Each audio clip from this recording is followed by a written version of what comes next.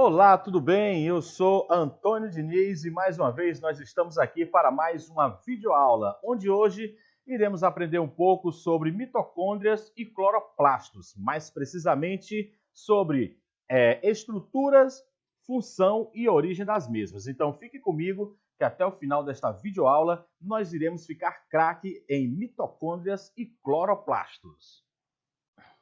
É isso aí, então vamos lá. Primeiramente, gostaria aqui de apresentar para vocês a mitocôndrias. E também acompanhe aqui o cursor do mouse, que com certeza dá para vocês observar de forma detalhada aqui partículas sintetizadoras de ATP. Então, e o que seriam estas ATPs? Estas ATPs nada mais é do que a adenosina trifosfato, que é uma molécula indispensável para a liberação de energia para as células dos seres vivos. Então, a gente já ficou por dentro do que é a ATP. Ela é pura energia, onde é essencial para estas organelas. Também temos aqui, onde você pode observar a matriz mitocondrial. Temos também o espaço intermembranoso, temos as cristas mitocondriais, temos ribossomos, temos os grânulos.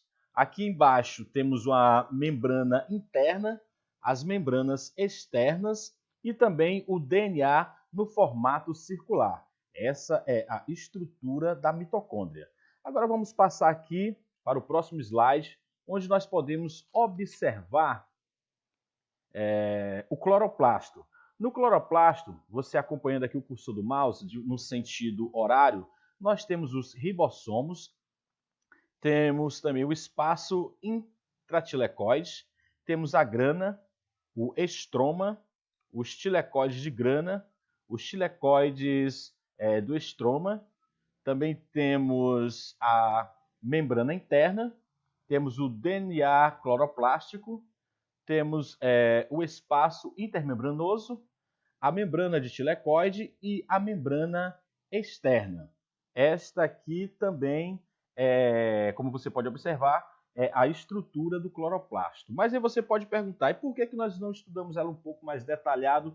Porque ficou um pouco rápido para que a gente pudesse assimilar.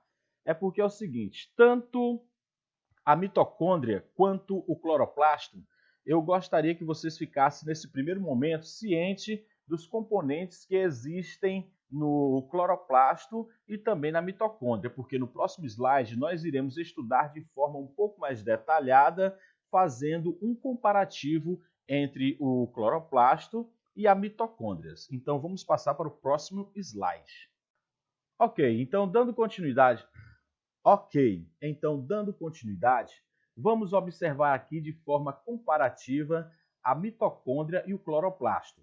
Você encontra aqui do lado esquerdo a mitocôndria e do meu lado direito nós temos aqui o cloroplasto. Observe bem que tanto na mitocôndria quanto no cloroplasto nós encontramos a membrana interna. Na mitocôndria e no cloroplasto também encontramos a membrana externa. Lembrando que a membrana interna ela é maior do que a membrana externa, tanto na mitocôndria quanto no cloroplasto. Temos também o espaço intermembranoso na mitocôndria e no cloroplasto. A matriz nós encontramos na mitocôndria. Já no cloroplasto, nós encontramos o estroma, que é exatamente a mesma coisa, só que é exatamente a mesma coisa, porque na mitocôndria nós chamamos de matriz e no cloroplasto nós chamamos de estroma. Já no cloroplasto nós encontramos o espaço tilecoide.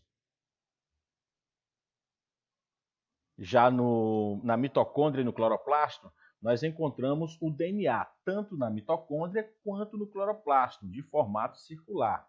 Também encontramos o ribossomos, tanto na mitocôndria quanto no cloroplasto. Lembrando que os ribossomos da mitocôndria e do cloroplasto são diferentes do restante das células. Aí nós encontramos também a membrana tilecoide. Isso nós encontramos no cloroplasto, ok?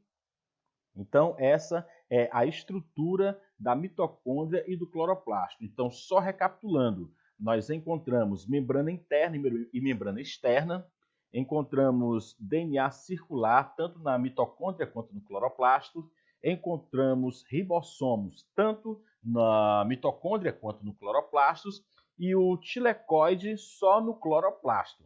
Lembrando, na mitocôndria temos algumas dobras chamadas de cristas mitocondriais.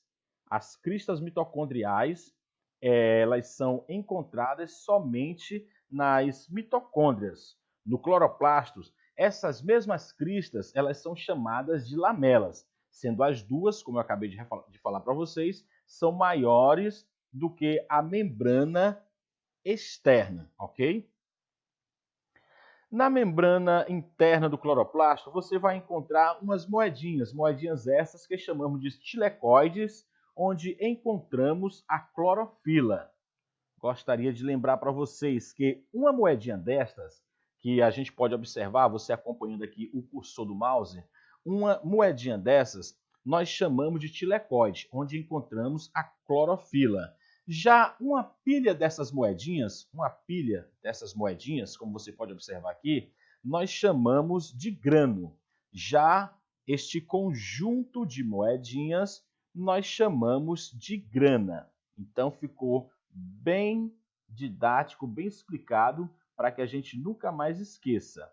Uma moedinha chamada de tilecoide, uma pilha de moedinha chamamos de grano, e várias pilhas de moedinhas chamamos de grana, ok? Só para fechar, gostaria aqui de ressaltar que o cloroplasto, essas organelas apresentam um pigmento de cor verde, que atuam garantindo a absorção de energia luminosa para a realização do processo de fotossíntese. Fotossíntese, além, é claro, de ser responsável pela coloração verde das algas verdes e plantas. Já nos vegetais, os cloroplastos ocorrem principalmente nas folhas, ok? A origem das mitocôndrias tem uma teoria chamada de teoria da endossimbiose. O que seria a endossimbiose? Endossimbiose é uma palavra de origem grega que diz que endo significa dentro e simbiose significa viver, ou seja, organismo vivendo dentro do outro. Isto é a denominação da palavra endossimbiose, e ela foi proposta pela microbiologista Lee Margulis na década de 60. Foi bastante contestada até ser aceita pela comunidade científica. De acordo com essa teoria, as mitocôndrias e os cloroplastas descendem de bactérias que passaram a viver dentro de células eucariontes primitivas. De acordo com essa teoria, as mitocôndrias e os cloroplastas descendem de bactérias que passaram a viver dentro de células eucarióticas primitivas há milhares de anos atrás. Por isso, uma célula eucarionte primitiva, uma célula eucarionte primitiva englobou por fagocitose uma célula procarionte autotrófica, que passou a viver em seu citoplasma. As células eucariontes passaram a consumir o gás oxigênio, enquanto ofereciam abrigo e alimentos às células procariontes. Assim foi estabelecida uma relação de endossimbiose, na qual as células estavam intimamente relacionadas umas com as outras, sem poder viver separadamente. Com o resultado dessa relação e com o passar dos tempos, as células procariontes teriam se transformado em mitocôndrias e cloroplastos. Espero que tenham entendido um pouco sobre a origem da mitocôndria e do cloroplasto. Agora vamos passar para o próximo slide. Então vamos lá. Dando continuidade ao nosso assunto de hoje, iremos estudar agora a geração de energia pelas células. Podemos observar neste momento aqui as duas figuras neste slide do cloroplasto e da mitocôndria, onde uma realiza a fotossíntese e a outra a respiração celular. Sobre a parte funcional, a mitocôndria é responsável pelo processo de respiração celular. Já o cloroplasto faz a fotossíntese. Os dois processos vão produzir ATP, como já foi estudado no slide anterior, que é a pura energia. O ATP é a adenosina trifosfato, que é uma molécula indispensável para a liberação de energia para as células dos seres vivos, como foi estudado no slide anterior. Então, só recapitulando, os dois processos vão produzir ATP, só que todo o ATP que o cloroplasto vai produzir, ele vai consumir para a produção de matéria orgânica. O cloroplasto vai utilizar a energia da luz, vai fazer uma transformação química dessa energia luminosa em energia química, presente nas ligações que encontramos nos carboidratos. Vejam bem, a fotossíntese vai produzir glicose e oxigênio, usando matéria inorgânica, que é o gás carbônico e a água. Então veja bem, a fotossíntese vai produzir glicose e oxigênio. Vejam bem, a fotossíntese vai produzir glicose e oxigênio usando matéria inorgânica, que é o gás carbônico e a água, beleza? Então, a fotossíntese que produz glicose e oxigênio usando a luz. Não esqueça, a fotossíntese ela produz a glicose e o oxigênio usando a energia luminosa. Então vejam bem, enquanto a respiração celular libera gás carbônico e água, a fotossíntese consome gás carbônico e água. E enquanto a respiração celular assimila glicose e oxigênio, a fotossíntese produz glicose e oxigênio. Então fica meio que um ciclo, ou melhor dizendo, fica praticamente um ciclo de vida onde uma praticamente depende da outra, porque através da fotossíntese, o cloroplasto ele vai produzir glicose e oxigênio, já a mitocôndria vai consumir glicose e oxigênio.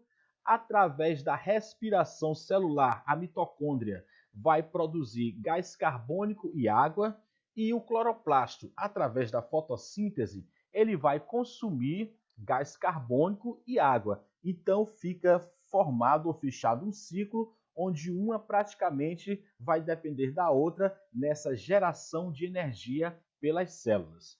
Eu espero que vocês tenham gostado do conteúdo de hoje, que com certeza foi bem didático, bem explicativo, e com certeza na próxima nós iremos fazer muito melhor. Então fique com Deus e até lá!